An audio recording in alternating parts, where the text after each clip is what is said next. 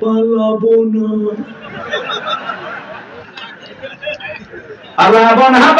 না যায় না তাদের দেখা, ওদের সারা দেশটা এখন লাগে ফাঁকা ফাঁকা।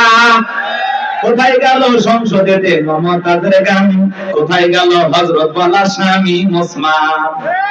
70 রাকাত তাহাজ্জুদ করতে বিয়ের পর আল্লাহর ওলি দাবি করত।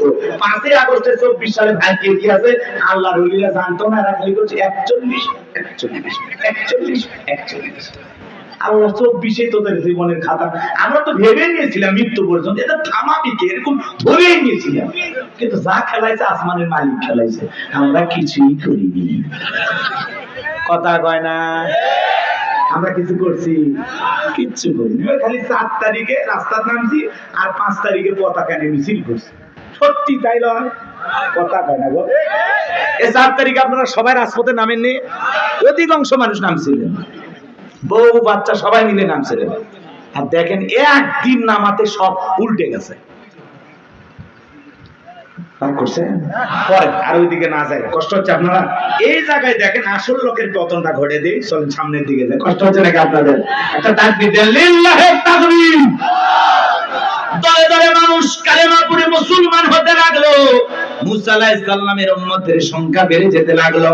ফিরাউন রাগান্বিত হয়ে বলে, না এমনটা চলতে দেওয়া হবে না। সে তখন বিশাল বাহিনী নিয়ে আল্লাহর পয়গম্বর মুসা আলাইহিস সালাম এবং তার উম্মতদেরকে হত্যা করার জন্য বাজান বিশাল একটা বাহিনী নিয়ে তাদেরকে আক্রমণ করেছেন। মুসা আলাইহিস সালাম তার উম্মতদেরকে দেশ থেকে বিতাড়িত করতে চায়। তোমরাই বলো এই ছেলের বিরুদ্ধে কি ব্যবস্থা নেওয়া যায়? সমস্ত লোকেরা ডেকে বলে, নেতা আপাতত এই ছেলে আপনার ভাইকে আপনি যেতে দেন, ওদের সঙ্গে আমরা একটা খেলা খেলবো। ওরা যেহেতু জাদু দেখাইছে, দেশে তো আর জাদুকরের অভাব নাই, নির্দিষ্ট একটা দিন বলে দেওয়া হোক, ওই দিন ওই ছেলের সাথে আমরা জাদুর খেলার মোকাবেলা করব। নবী মুসা আলাইহিস সালাম হারুন আলাইহিস সালামকে তারা বিদায় করে দেওয়ার পরে তারা কি করলো? ইয়াতু বিকুল্লি সাহিরিন আলিম, শহর বন্দর থেকে দক্ষ দক্ষ জাদুকর ফিরাউনের দরবারে উপস্থিত করলো। সমস্ত জাদুকররা ফিরাউনের দরবারে উপস্থিত হয়ে বলেন, নেতা আপনার শত্রু মুসাকে যদি পরাজিত করতে পারি আপনি আমাদেরকে কি পুরস্কার দিবেন? বেনিফিটটা কি, লাভটা কি, আমাদের বিনিময়ে পাবোটা কি? তখন ফিরাউন যে পুরস্কার দিতে চেয়েছিল আল্লাহ সেই কথা বলেন, ওয়ালা নাম ওয়া ইন্নাকুম লামিনাল মুকাররাবিন। সেদিন ফিরাউন ডেকে বলে, তোমরা যদি আমার শত্রু মুসাকে পরাজিত করতে পারো এই দরবার হবে তোমাদের বসবাসের জায়গা, এখানে তোমরা থাকবা, আরামায়েশ করবা, কোনদিন তোমাদের কোনো সমস্যা হবে না, তোমরা সবাই হইবে আমার কাছের লোক। নেতা যদি বলে তুমি আমার লোক, আমার দলের লোক, আর কিছু লাগে? নেতাই কথা রাতকে দিন করা যায়, নিরপরাধ মানুষকে ক্রসফায়ার দেওয়া যায়, ইমাম মুয়াজ্জিনকে ধরে নিয়ে যা মিথ্যা মামলা দিয়ে জেলখানায় ফাঁসানো যায়, কারণ ওর পিছনে আছেন নেতার হাত। কথা কয় না? নেতার কথায় রাতকে কি করা যায়, দিন করা যায়। শোনেন বাজারে, শোনেন, জাদুকররা খুশি হয়ে গেল। যারা রাস্তাঘাটে জাদু দেখে, আরে যদি রাজপ্রাসাদে জায়গা পায় আর কিছু চায়? মানুষের স্বপ্ন কি একটা বাড়ি ঘর, আবার ফিরাউনের কাছের লোক হয়ে রাজপ্রাসাদে থাকবে। জাদুকররা সবাই খুশি। এবার খেলা দেখার জন্য ময়দান প্রস্তুত। হাজার হাজার জাদুকররা উপস্থিত হয়েছে। মুসা আলাইহিস সালাম হারুন আলাইহিস সালামকে নিয়ে উপস্থিত হয়েছে। এটা হলো সেমিফাইনাল খেলা, এরপরই ফাইনাল। শুনুন শুনুন, কষ্ট হচ্ছে? হাজার হাজার দর্শক চলে আসছে।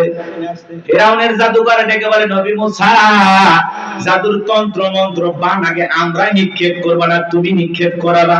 মুসা আলাইহিস সালাম ডেকে বলে, ওস্তাদের মাস্টার সাথে এই কথাগুলো আছে বাজার, লম্বা হবে, আমি লম্বা করব না, সংক্ষিপ্ত করে বলে দেয়া যায়। এইবার তারা জাদুর বান নিক্ষেপ শুরু করলো। বাঘ বানাইছে, ভাল্লুক বানাইছে, রশি বানাইছে, মানুষের চোখে মুখে পর্যন্ত জাদুর বান নিক্ষেপ করেছে। জাদুর তন্ত্র মন্ত্র নিক্ষেপ করতে করতে ওদের চালান পাতি শেষ। মানে জাদুর খেলা দেখাবে এরকম আর একটা মন্ত্র জানা নেই, সব শেষ। তখন ডেকে বলে, ও নবী মুসা আমাদের জাদু দেখানো শেষ, তুমি দেখাও।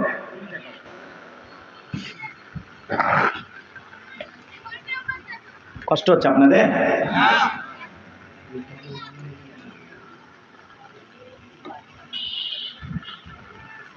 কষ্ট হচ্ছে?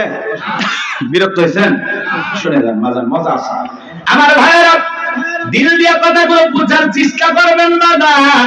আমি গুনাহগারের যে কথা বলতে চাচ্ছিলাম, এইবার আমার আল্লাহ বলেন ওয়া আওহাইনা ইলা মূসা আন আলকি আসাকা ফাইযা হিয়া তালকাফু মা ইয়াফিকুন। আল্লাহ ওহীর মাধ্যমে জানায় দিলেন, ও নবী মুসা, তোমার হাতের লাঠিটা শুধুমাত্র নিক্ষেপ করো। পয়গম্বর আল্লাহর আদেশ মোতাবেক তাই করলেন, হাতের লাঠিটা ছেড়ে দিলেন, হয়ে গেল বিশাল বড় সাপ। সেই সাপের ঠোঁটটা নিচুতে, উপরের ঠোঁটটা 80 ফিট উঁচুতে। ফিরাউনের দলবল যত জাদু নিক্ষেপ করেছিল বাজার, 80,000-এর মতো জাদুর বান এক নিঃশ্বাসে খায়া ফিরাউনকে ডেকে বলে, ফিরাউন রে, আরো কি জাদু আছে? এই দৃশ্য দেখার পরে ফিরাউনের পিছন রাস্তা দিয়ে গরম হাওয়া বের হয়ে গেছে। ফিরাউন পাগল পারা হয়ে গেছে। এইবার জাদুকররা বুঝতে পেরেছে নবী মুসা আলাইহিস সালাম যেটা দেখাইলো ওটা জাদু না, ওটা জাদুর দাদু। ডাক্তার চেনে, হুজুর চেনে, বক্তা চেনে, ইঞ্জিনিয়ার কে চেনে, বিজ্ঞানী কে চেনে। কথা কয় না করেন নাকি আপনারা? ব্যবসায়ী আর একজন ব্যবসায়ীকে চেনে, নেতা চেনে, স্বর্ণকার আর একজন স্বর্ণকারকে চেনে। জাদুকররা বুঝতে পেরেছে কোনটা জাদু আর কোনটা জাদুর দাদু। ওরা বুঝতে পেরেছে, তখন ওরা বলতেছে মুসা আলাইহিস সালাম যেটা দেখাইলো এটা জাদু না, যে আল্লাহর কথা বলে, যে রবের কথা বলে, নিঃসন্দেহে আল্লাহর কুদরতি শক্তি। এটা জোরে বলা যাবে না, আল্লাহু আকবার। তখন তারা কি করলো? ওয়া উলকিয়াস সাহরাতু সাজিদিন, সিজদায় মাথা নত করলো, ঘোষণা করলেন ক্বালু আমান্না বিরাব্বিল আলামিন রাব্বি মূসা ওয়া হারুন। জাদুকররা বলল, আমরা ঈমান আনলাম বিশ্বের রবের প্রতি, যিনি মুসা এবং হারুনের রব, প্রতিপালক আমাদের। আল্লাহু আকবার বলেন। এইবার সমস্ত জাদুকররা যখন ঈমান আনলো, তারা যখন মুসলমান হয়ে গেল, বাজান গোয়ার, ফিরাউনের মাথা গরম হয়ে গেল। ফিরাউন তখন ডেকে বলে, আমার অনুমতি ছাড়া তোমরা ঈমান গ্রহণ করলাম, আমার অনুমতি নিলা না, তোমাদের শুলিতে চড়াবো, ফাঁসি দিয়ে মারবো, তোমাদের খবর আছে, তোমাদেরকে দেখে নেওয়া হবে।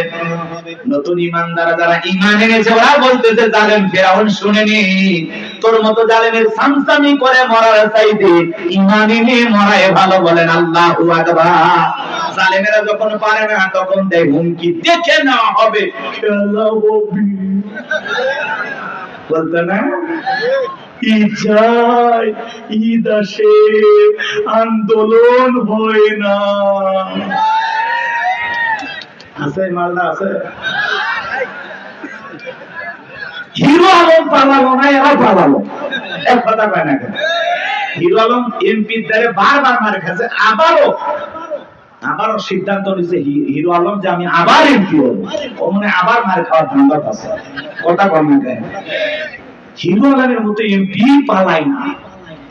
আচ্ছা, হিরো আলম যদি সংসদে যায়, কি বলেন? সংসদ সুন্দর হবে না?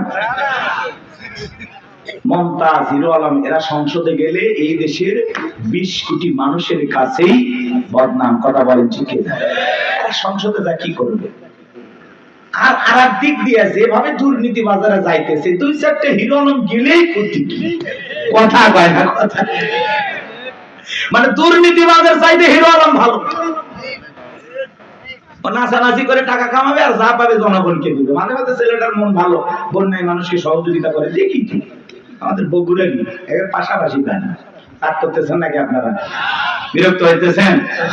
একটা হিরো আলম পালাই না, আর এরা এত বড় বড় এমপি মন্ত্রী পালিয়ে গেল। 16টা বছর দেশের জনগণের কি করলো যে পালানো লাগলো। পালায় কারা? চোখ ডাকাতে। কথা বলে ভালো মানুষ পালাবে? আপনারা গেলেন কেন ভাই? আসেন তো, দেশে আবার আসেন তো, খেলাটা জমুক তো সামনে।